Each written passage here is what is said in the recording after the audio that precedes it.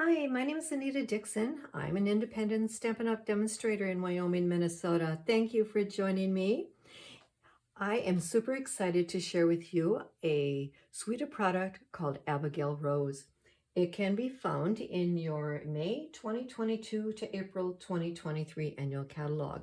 This suite consists of a stamp set, dies, 12 by 12 designer paper, as well as this 7/8 inch ribbon. The stamp set has 10 stamps to it. There are greetings as well as some stamped images. I love the font on some of these greetings. The dies consist of a set of 8. The larger die, as you can see here, has been used to die cut a single sheet of cardstock. It can also be used to die cut one of the pieces of designer paper in the packet. Here is one stamp that I've stamped and colored with my Stampin' Blends, and then I die cut using this portion of the large die. Here I have stamped the single flower and die cut it with this portion of the die. So as you can see, it has a multiple uses.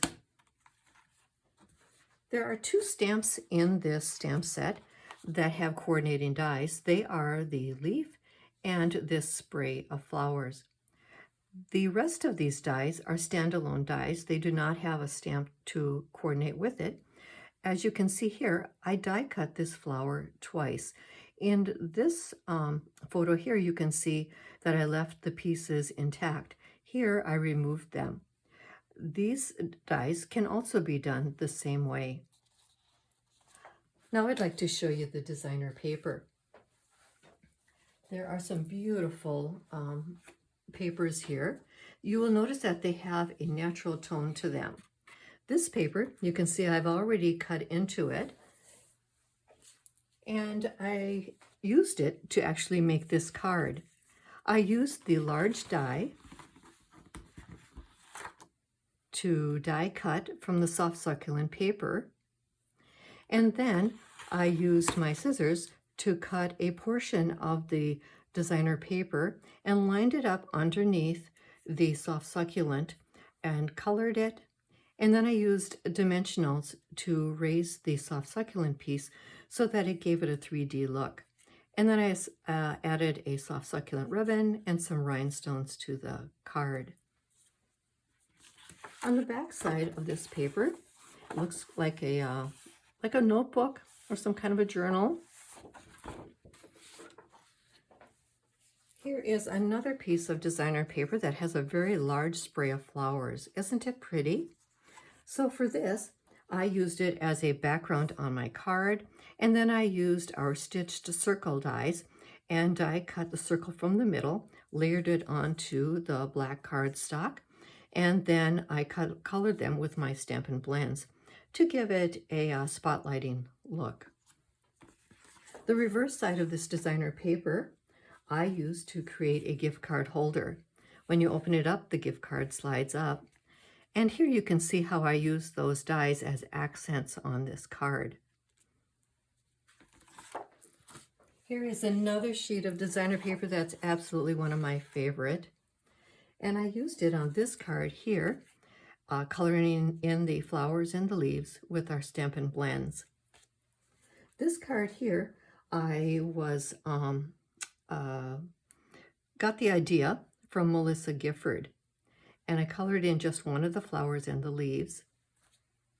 Here is another card that I was inspired by my team leader, Susan Campfield. We made a card several months ago using this fun fold, and I thought it would make a beautiful card. Here are some additional designer papers in that set. Isn't this pretty? And here's the back side. Here is another one using the crumb cake and the early espresso and leaves on the back. Here's another one with a very large spray of flowers. And I can show you a card that I made with that one. I used that large die again on the white piece of cardstock, And then I layered a piece of this designer paper in the back. The flowers and the greeting have been stamped with Versamark and embossed with gold embossing powder. I added some gold ribbon and a bit of gold paper on the side. And of course the pearls add to the card as well. The reverse side of this paper is a smoky slate color, really tiny flowers, but so pretty. So this card, I got my idea from Deb Courier from Faithfully Stamping. She used it as a background on the card, and here you can see I used the white dies again to accent my page and die cut the leaves from vellum. Today I'm also going to make a card for you, and I'm going to use a technique called a faux easel card, and it looks like this. It sits up just like that. I got my inspiration for this card from a Christmas card that I made this year, and it uses the Piece to You stamp set. And when you open it, it looks like this, and it also sits up. Last spring, I made a card using the same technique for a swap, and it sits up like this. And this uses the potted geranium stamp set. As you can see, each of these cards is a little bit different. They are different based on the focal point of the card. As you can see, this one is narrower, this one is wider because my stamp is wider. So before I get to making that card, I want to show you a few more cards. This one right here uses the Orchid Oasis cardstock, and I used our split card texture dies to add some texture to the card. Here's another really pretty card. Love the colors on here. This card here has two of the sprays of flowers, and you can see here I've used those dies again to add some accent to the card, and the quatrefoil embossing folder for the background. This card here uses our basic border dies and the quatrefoil embossing folder again. If you would like to make more cards using those basic border dies, I do have a YouTube video out there where I show a variety of cards made with all 6 of the dies. Here is another card. This one here uses our perfectly penciled designer paper, kind of a black and white card. Love the font on that card. One more card here. This one here is a lighter tones. Pink is my favorite color, so it's one of my favorite cards. I have one more project to show you, and that's this little treat box. Here I use the striped designer paper that's on the back of one of the papers, and then colored in with some Stampin' Blends to create a beautiful gift box. Now let's get to that faux easel card that I want to show you. I'm going to move these aside, and to save on time, I've already cut and prepared some of the materials that we're going to need today. So the card base, for this card I have used our thick white cardstock, and it is 4 1/4 by 11, and I've scored it at 4 1/2, 9 inch, and 10 inch. And so the card will actually fold like this. Let me get my bone folder to give it a nice crease. And then the next one is going to be a valley fold. And the last one is going to be a mountain fold. I like to use the thick whisper white for the card base because I feel like it stands better. And I think I'll just leave that on there for the moment. The next piece is a piece that is 3 1/2 inches wide, and it's 8 1/2 inches long, and I've scored it at 3 inches. This one is going to fold in half like this. I used the regular white cardstock for this one, and this will be attached to the card on the back. And this part here will be attached in the front right here. But first we're going to decorate it. I use the quatrefoil tile embossing folder to emboss this piece to add a little texture to the card, and that will be attached here. I embossed another piece. This one is 3/4 of an inch by 4 inches long. I decided to make it a little bit longer to see if I liked that look better than the first one. And we'll get out our multi-purpose liquid glue. That's my favorite. And I'm going to attach this to the front of my card. Oops. Like this. I'll put that aside. And this can be attached to the card already. I'm going to put a little bit of glue on the bottom here, like this. Doesn't take too much because it is quite strong. And I'm going to guesstimate the sides like this and press it down. Oh, there we go.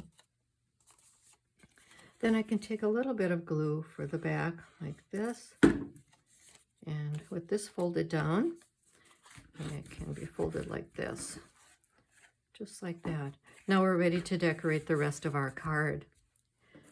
This frame is from our framed floret dies, which is part of a bundle that is going to be in the new spring catalog that's coming out in January. And I thought it framed the flower very nicely. So I'm adding just a touch of glue, and I'm going to center it on my paper right here.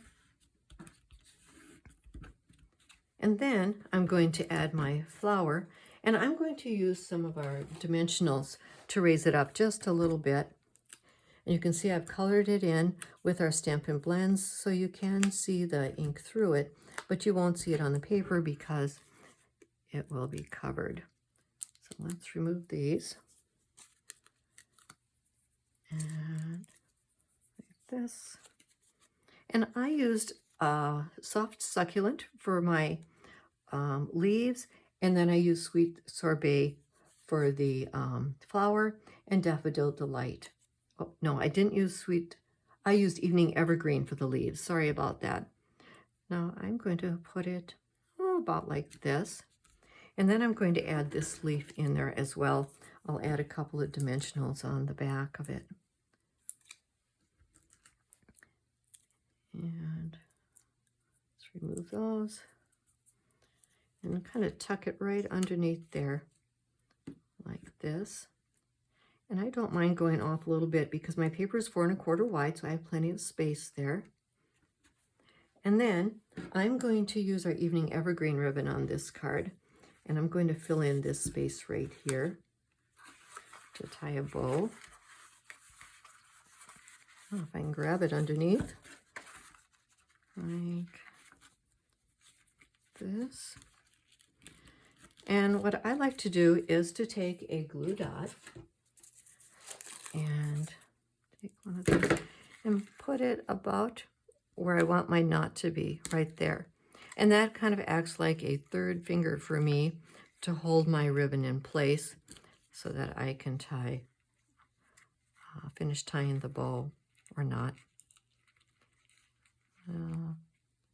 Let's grab that underneath there. Perfect.